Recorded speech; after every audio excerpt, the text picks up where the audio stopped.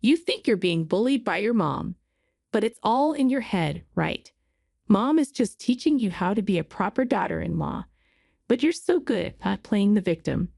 These were the words my husband Steve said when I told him about the harassment from my mother-in-law, Pamela.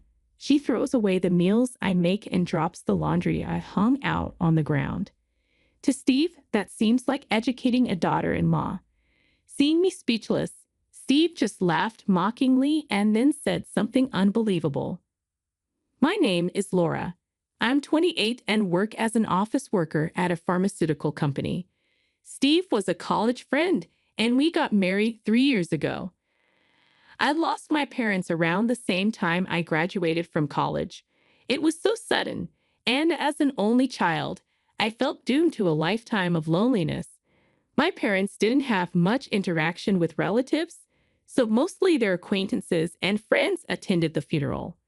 Without time to grieve, I started working at the company where I was hired as a new grad and met Steve through a friend. Out of pity for me losing my parents, Steve often took me to his parents' house from the beginning of our relationship. His parents welcomed me like their own daughter, and I never doubted our good relationship, even after marriage, often enjoying my mother-in-law's cooking. I wanted to continue working even after having children. If I couldn't leave our future children at daycare, there would be no one to help me with parenting since I lost my parents. When I shared this concern with Steve, he said, "Cram will take care of it," and things went smoothly. I ended up living with Pamela at my in-laws' house. My father-in-law was away on a job assignment, so it was just me, Steve, and Pamela living there.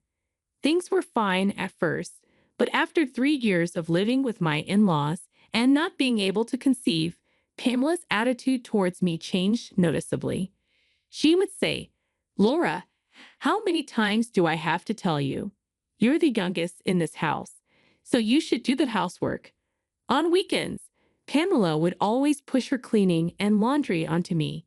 Even though I was living in their house and doing most of the household chores, Pamela just didn't seem to like me. She would purposefully drop my freshly laundered clothes in the yard and dirty the wash dishes, making me wash them again. She constantly nagged me over trivial things and lectured me about not being able to provide grandchildren yet. I was already feeling broken inside, and Steve's lack of understanding made it worse. I repeatedly told Steve about Pamela's harassment and insults, but his response was always, "You're imagining things, overthinking it." At that time, Pamela never harassed me in front of Steve, so maybe he couldn't believe his mother would do such awful things. But even without that, Steve's attitude was unacceptable. It was as if Pamela was the victim and I was the villain, making me realize I had no allies in my in-laws' house. Once Steve showed he didn't believe me, Pamela's harassment intensified.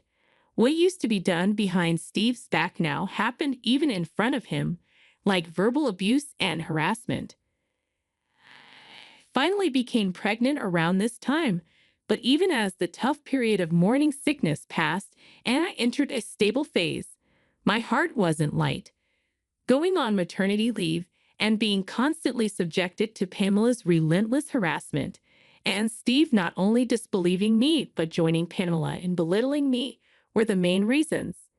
Even Steve, who was so happy when he first found out about the pregnancy, now joined Pamela in calling me a woman who does nothing but eat and sleep. I knew stress was bad for the baby, but I saw no solution. Despite the situation, the only person I could turn to for help was Steve. I decided to have a serious talk with him, recounting all the mistreatment from Pamela and hoping for a change in his condescending attitude for the sake of our unborn child. I picked a weekend and approached Steve, who was relaxing in the living room. "Hey, there's something I want to talk about." As I said that, Steve lazily lifted his face from his mobile phone. "Lately, both you and Pamela have been really cruel to me, and when Pamela harasses me, you just ignore it and pretend it's not happening. Can you stop doing that?" Steve, seemingly unsure whether to listen or not, stared blankly into the distance, then mockingly focused back on me. That's just you overreacting. What mom does isn't harassment or anything. How can you say that? Throwing away the food I make without touching it, deliberately littering my room, isn't that harassment? Maybe mom is just trying to educate you to be a proper daughter-in-law. Why can't you understand that? Steve's words made my vision blur with disbelief. I unconsciously placed my hand on my stomach and looked down. There's no way I can raise a child in this awful in-law's house. Steve and Pamela's mindset will definitely have a bad influence on the child. Maybe it's normal for you and Pamela, but it's hard for me. I'm at my limit. My hand on my stomach trembled slightly. My anguished cry tore through me, but it didn't reach Steve. All that came back was his mocking laughter. At my breaking point, Steve said, "If it's so bad, why don't you leave? Neither mom nor I would be troubled by your absence." Steve's unexpected suggestion stopped my thoughts for a moment. But then I exclaimed, "Supporting my belly? What are you saying?" "I'm pregnant, you know." Steve looked at me as if to say, "So what?" and let out a dry laugh. "Ha, that's right. You have nowhere to go if you're kicked out. Poor thing, with no parents or a home to return to, you have no place to rely on." Steve's mocking voice echoed in my ears. I bit my lip and glared at Steve with anger in my eyes. "What's with that look?" Overwhelmed by my intense gaze, Steve looked slightly displeased. "I'm going back to my parents' home," I said. After a moment of silence, Steve burst out laughing. "Go back if you can. You'll probably end up sleeping on the streets, talking big about going back to your parents' home." As Steve's laughter continued, I pulled out a large Boston bag from the closet and started packing clothes and valuables. Steve seemed to believe I had no place to go other than his parents' house. He thought that even if I said I would leave out of stubbornness, I'd ultimately have no choice but to return. Pamela, hearing the conversation, came over and said, "It's your fault for not following our house's rules." Like Steve, Pamela seemed to be saying I should leave if I didn't like it. I had no intention of ever returning to my in-laws' house. Once I settled down after leaving, I planned to send divorce papers. After packing, I muttered to Steve and Pamela, still laughing unpleasantly, goodbye. I had decided then to raise this child on my own. They would never see the face of my unborn child. A year has passed since I left the in-laws' house. I successfully gave birth to a girl and am struggling with parenting alone. I haven't returned to the in-laws' house. 3 months after leaving, I sent Steve divorce papers, which were processed without issue. I'd also requested child support at the same time. But Steve hasn't paid child support, so it seems I'll need to talk to a lawyer and negotiate with him in the future. Trying to lift my sinking spirits, I looked up at the towering high-rise in front of me. A sign saying "Model Room Open for Viewing" stood at the entrance, and occasionally other visitors came to look around. I was thinking of buying a condo before returning to work. Where I'm living now is far from both my workplace and the nearest child care center, making it inconvenient. Considering I'll be raising my child alone, I want to settle down in a fixed place soon. Fortunately, I have ample funds to buy a condo. After registering at the reception on the first floor, I was shown to a room on the top floor. Following the guide, I rode the elevator up. Arriving at the 50th floor, the elevator doors opened, and I was surprised. The person I saw was just as shocked to see me. The employee assigned to guide me turned out to be Steve. He was supposed to be working at a securities firm when we were married. But when did he switch jobs? Steve must have never imagined meeting me here. Clearly unsettled, he was darting his gaze around. Moreover, this was the top floor of an exclusive apartment, accessible only to those with a serious intention to buy. With an awkward smile, Steve began showing me around the top floor. His words were gentle, but his glances kept asking why I was there. We both felt uncomfortable, but the room itself was impeccable. It was close to my workplace and had an underground connection to a childcare center. As expected of a luxury high-rise, it boasted a park in the courtyard and a 24-hour supermarket underground. An ideal environment where I could definitely raise my child on my own. "I think I'll take this apartment," I said. Steve was surprised at my decision. I had come prepared to sign a contract immediately if I found a suitable place. However, Steve didn't bring out the contract, no matter how long I waited. Just as I was about to question him, Steve's lips quivered. "There's no way." "What?" "A single mom going through a divorce can't afford the top floor of a high rise." Steve's face showed a mix of emotions. His expression, neither anger nor jealousy, seemed accusatory.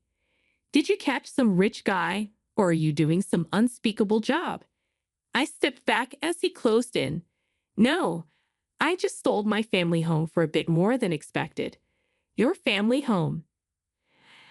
And then recounted the events of the past year. After leaving my in-laws, I moved back to my family home, which was in my name.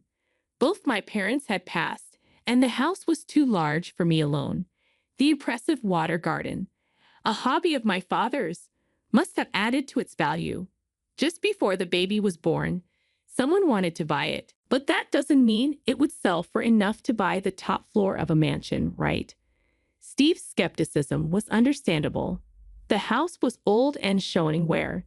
I thought it would only cover living expenses for a while, but the buyer was a well-known, wealthy individual. He was more interested in the water garden than the house itself, offering 5 times the market value for it. I explained that the garden was a hobby, not professionally landscaped, and that I barely maintained it. However, the buyer liked the foundation and planned to have a gardener reshape it to his liking. His willingness to pay so much, even after seeing its current state, led me to sell the house. He even added a living allowance to the price as he felt bad for buying me out. This allowed me to live nearby in an apartment, focusing on childcare without financial worries. Hearing my story, Steve's eyes sparkled briefly, then his attitude changed, and he humbly apologized. "I'm sorry about what happened. Can we start over?" Confidence oozed from Steve's face as if he was sure I wouldn't refuse. But I didn't take his offered hand. "I can raise my child and live well without you. I have no desire to live with someone who looks down on others." At that moment, Steve's face turned to anger. His face reddened as he glared at me. "You're refusing my offer to remarry you?" A colleague with the contract appeared behind Steve, perhaps curious about our long conversation. I glanced past Steve to greet the colleague, but Steve seemed oblivious. A woman being rich is just wrong. Women should just quietly support their men and stay at home. The colleague's face went pale. I silenced his attempt to intervene with a look. "Is that all you wanted to say? So you think you can look down on me now that you're rich? You were better off as a lifetime servant in your husband's house." I sighed and turned to the employee standing frozen with a stack of contracts and documents. "I can't make a big purchase from a company that employs someone who talks like this." At my words, Steve finally turned around. The employee, realizing he was being addressed, rushed over and profusely apologized, almost scattering the documents in his haste. "I'm so sorry. My subordinate was incredibly rude to you." "Come on, you apologize too," urged by his boss. Steve seemed to finally grasp that things were going badly. He apologized repeatedly along with his boss. "Please stop," I commanded. The two hesitantly looked up. "I won't buy it anyway." "I'm sorry, I'll look at other apartments." Their expressions turned to despair at my words. "Wait, I take back everything I said. Just this contract. Do you really think I'd make a deal that benefits you after all you've said?" Steve looked defeated. The outcome was clear. It was a loss for Steve, who knew nothing but to look down on others, and the boss, who probably hoped that our being ex-spouses would smooth things over, hadn't stopped Steve's tirade. I didn't feel much sympathy. I liked everything about the apartment, its location, its layout, but it couldn't be helped. I didn't want to spend my money at a company with such people. Leaving them, I bowed and left the room. No one saw me off as I rode the elevator alone out of the building. I didn't look back as I walked away, searching for another model apartment. Later, I heard through Pamela that Steve had not only lost the big contract for the top floor of the high-rise, but also faced a pay cut and demotion for his verbal abuse towards me, a client, leading to his resignation. After resigning, Steve struggled to find another job, resorting to alcohol and gambling, with Pamela taking care of him. I once met Pamela at the supermarket. My son isn't working and stays at home taking his anger out on me. I'm sorry for everything. Please remarry him and come back, she pleaded. I quickly responded, why don't you leave the house if it's so bad? Pamela's face fell in despair, and I felt a slight sense of relief. I purchased an apartment in a different building and returned to work after putting my child in childcare. The money from selling my family home was more than enough to raise my child, but I loved my job and was asked to return, so I did. With a recent promotion, I'm now living a fulfilling life, juggling work and childcare.